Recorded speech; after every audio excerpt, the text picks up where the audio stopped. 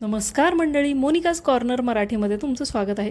कैरीचे भरभरून प्रकार तुमचे करून झालेले असतील आणि भरपूर कैऱ्या आल्यासुद्धा आहेत.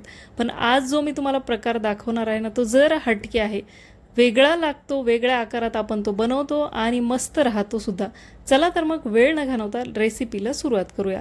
सगळ्यात पहिल्यांदा ताज्या कैऱ्या घ्यायच्या आहेत. मी तोतापुरी कैरी वापरलेली आहे आणि या प्रकारे चकत्या करून उभ्या आकाराच्या कैऱ्या आपल्याला कापून घ्यायच्या आहेत. उभट या प्रकारे करून घ्यायच्या आहेत. तुम्ही बघू शकता. यामुळे ना हा पदार्थ दिसायला अगदी सुंदर दिसतो आणि खायलाही तेवढाच छान लागतो. तुम्ही बघू शकता आपल्या तिन्ही कैऱ्यांच्या चकत्या करून किंवा उभे काप करून झालेले आहेत. 3 कैऱ्यासाठी मी इथं पोह्याच्या चमच्याने 3 चमचे मीठ घातलेलं आहे. 1 चमचा हळद घातलेली आहे. हळद आणि मीठ घातल्यानंतर मिक्स करायचं आणि याला 10 मिनटं आपल्याला बाजूला ठेवायचं आहे. व्यवस्थित मिक्स करून घ्यायचं. मीडियम आकाराच्या कैऱ्या वापरलेल्या आहेत. 3 कैऱ्या जवळजवळ माझ्या पाऊण किलो एवढ्या झाल्या होत्या. 1 किलोला थोड्याशा कमी होत्या.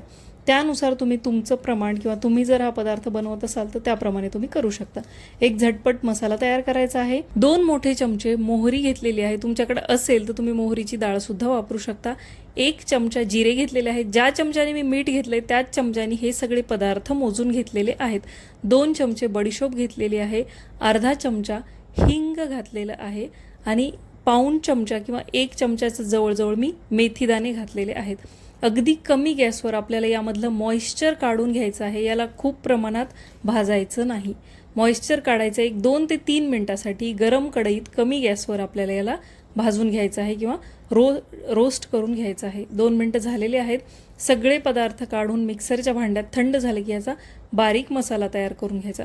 त्याच कढईत मेजरिंग कपाने किंवा कुठल्याही घरातल्या वाटीने मी 200 ml तेल घातलेलं आहे.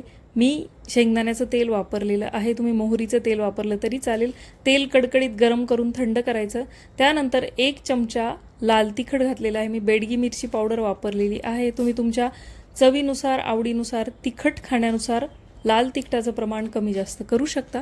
जेवढा बनवला आहे तो सगळा मसाला यामध्ये घालायचं. आणि दुसरी एक स्टेप मी इथं दाखवायला विसरून गेले, म्हणजे त्याचा व्हिडिओ काढायला मी विसरले, तो म्हणजे मीठ आणि हळद लावल्यानंतर 15 मिनिटांनी या कैरीच्या मधलं मी पाणी काढून घेतलेलं आहे. थोडंफार पाणी त्यामध्ये नंतर आणखी जमा होतं, पण जेवढं सुरुवातीला एक 10-15 मिनिटात निघेल तेवढं पाणी काढून घेतलं. मसाला, लाल तिखट व्यवस्थित मिक्स केला आणि थंड झालेलं तेल यामध्ये घातलं आणि परत व्यवस्थित मिक्स करून घेतलं. अगदी झटपट तयार होणारं हे कैरीचं लच्छेदार लोणचं बनवून तयार होतं. तुम्ही बघू शकता इथं आपण कैरीची साकी वगैरे वापरली नाही आणि मसाला वेगळा आहे, त्यामुळे नॉर्मल आपल्या लोणच्यापेक्षा हे खूप झटपट तयार होतं. लगेच आपण खायला घेऊ शकतो. भातासोबत, भाकरीसोबत, कशासोबतही अगदी अप्रतिम याची चव लागते. याला मुरून द्यायची सुद्धा गरज लागत नाही. आणि मी थोड्याशा कमी आंबट कैऱ्या वापरल्या आहेत, त्यामुळे मी यामध्ये साखर वगैरे घातली नाही. तुमच्या कैऱ्या जर आंबट असतील ना, यामध्ये 1 चमचा गूळ घाला.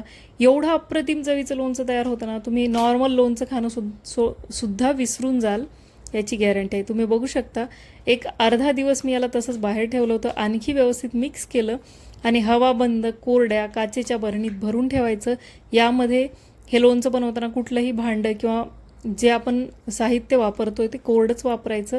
यामुळे हे वर्षभर टिकतं. तुमच्याकडे जर दमट वातावरण असेल तर याला फ्रीजमध्ये ठेवा, काहीही होत नाही आणि वर्षभर टिकायची गरजच नाही. आपण बनवलं की हे अगदी महिन्याभरात संपून जाईल असा पदार्थ आहे. ट्राय करून बघा.